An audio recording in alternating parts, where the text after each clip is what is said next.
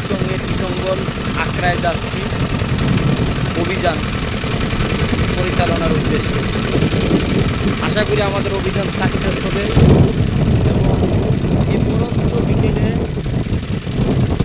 নদীর মাঝখান দিয়ে আমরা যাচ্ছি। আল্লাহ পাকের সৃষ্টি অপূর্ব, অনেক অসাধারণ একটি দৃশ্য। আপনারা যদি কখনো কেউ বিটঙ্গল আখড়ায় বেড়াতে যান, এই পাশে নৌকা দিয়ে যাবেন, খুবই সুন্দর লাগবে, খুবই মনোরম পরিবেশ।